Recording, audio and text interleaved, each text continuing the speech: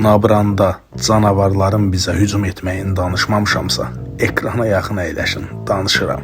Yol üstü marketlərin birindən içki götürüb, üst tutduq Nabrana. Əgər Nabrana bir gün getməli olsaz, əfsanələr paytaxtı, Xaçmazı da görəcəksiniz. Çünki turizm bölgəsi olan Nabran Xaçmaz şəhərinin tərkibindədir. Bizə lazım olan azuqələri almaq üçün avtomobili marketin önündə park etdik. Bir gün ərzində bizə nə lazımdırsa, yeyəcək, içəcək, hər birini detaylıca incələyib səbətə yığdıq. Elvinin vaz keçə bilmədiyi İran qaymağını götürməsək olmazdı. Bu arada əsas mövzumuz meşədə canavarların bizə necə hücum etdiyidir. Səbirli olsaz orasını da görəcəksiniz. Bu isə mənəm.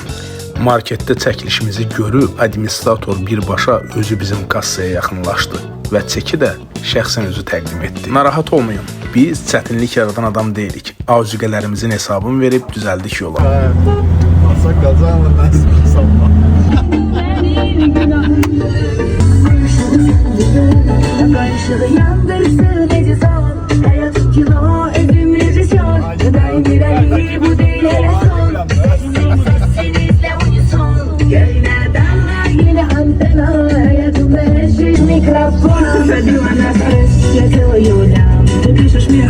Bu arada mən Ulu Öndərin fanatıyam. Bir gün onun qədər güclü olub xalqımı müdafiə edəcəm. Ne meseledir bir daha üzülsün. Ne mesele bunlar sen yüzün görmürler. İnsafınız yok, namusunuz yok, qeyrətiniz yok. Allah rəhmətləsin. Xudatdan yanacağımızı vurub çatdıq Nabrana. Çatan kimi yolda mübahisələr başladı. Savadlı balalar kimi hərə öz bildiyini danışırdı. Kimidən yana gedir, batıb ağzı oraya bu dəniz. Neyse bak böyle. Haniyə burada. Nəysə, bir təhər gəldik çatdıq Elvinin dostu Cavidin otelinə. Otelə də baxın ha. Düzünü desəm mən də 5 ulduzlu otel gözləmirdim. Dostumuz pləkanları çıxanda elə bildim ki, Qız Qalasının Nabrandakı filialıdır. Otaqlara baxdıq, amma çox təəssüf ki, bəyənmədik. Sonda Cavid bizi çağırıb, sizin otağınız buradır dedi. Bu başqa məsələ. Marketdən aldığımız və Elvinin gətirdiyi azuqələri çıxarıb masaya düzməyə başladıq. Ərzaqlardan meyvələrə qədər hər bir şey Cavidlə Elvin hazırlayıb masaya yığdılar. Burada 2 Cavid var. Biri otelin sahibi, digəri isə bizim dostumuz. Qarışdırmayasız deyə dedim. Bu da Elvinin qaymaqlı grili. Bu mənəm. Bayaq sizə marketdə də dedim. Masanın üzərində hər şey var idi. Amma elə bil nəysə çatmırdı. Yadımıza düşdü ki, çörək almamışıq. Nə yaxşı ki, yaxınlıqda təndir çörəyi var idi. Elə ora yaxınlaşıb oradan birə də təndir çörəyi götürdük. Bugün mən görməmişliyin ən yüksək pilləsindeydim. Kolanı açmağımdan anlayacaqsınız. İndi bir də Elvinə baxın. Ben selfie çekimdim ben. Bu. Bizim adı yok. Kameranı çevir də bu tərəfə, biz tərəfə. Kamera çevirin.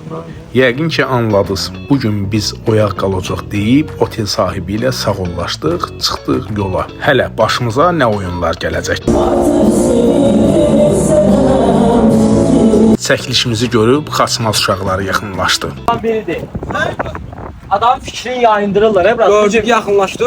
Allah canını sağ olsun. Kaçmaz uşaqlar sizə. Əlbəttə ki. Mikroları döyüyor uşaqlar onlar. Lap yaxşı, Allah köməyiniz olsun. Sağ olun. Başqası demək istədiyiniz bir şey var? Xoşdur. Xaçmazlı qardaşlardan ayrıldıq. Elvinə təklif etdim ki, Palermada yeyək, içək. O da dedi, yox, mən sənə daha yaxşı bir şey yedizdirəcəm. Sən demə, böyürtkanı nəzərdə tuturmuş. Sonra Cavid təklif etdi ki, gəlin dəniz qırağını gəzək, mənzərədən həzz alaq. Ayağımı vurdum yerə, dedim ki, kişi, mən yeyib içməyə gəlmişəm. Ya diskoteka, ya da restoran. Nəhayət ki, mənim təkidimlə qərar verdik ki, restorana gedək.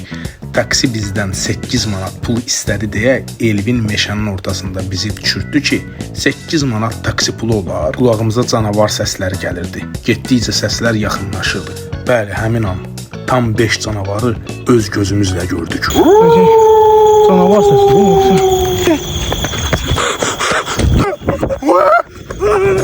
O gündən sonra bizdən xəbər çıxmadı. Haqqımızda filmlər çəkdilər, kitablar yazdılar. Xəy sərfat eləyirəm, nə film, nə kitab, buradayıq. 8 manata görə başımıza nə oynatmışsa xəbərim var. Neyləmişim qardaş? Demədim 2 dəqiqəlik yoldur. Mən daha nə qalıb buradan burada da abi. Arxadan gələn taksiyə əl etdi, saxladı. Gördük ki, bizdən öncə taksini Cavid tutub. Allah kömək olsun. Uğurla gəlib həmin restorana çatdıq. Çox təəssüf ki, restoranın önündə Elvinin ağlına nə gəldisə, bu Bahazıl restoranı deyib bizi geri qaytardı. Gecəni bu bisetkalarda yatıb, səhər isə evə geri döndük. Möhtəşəm Navran istirahətimiz.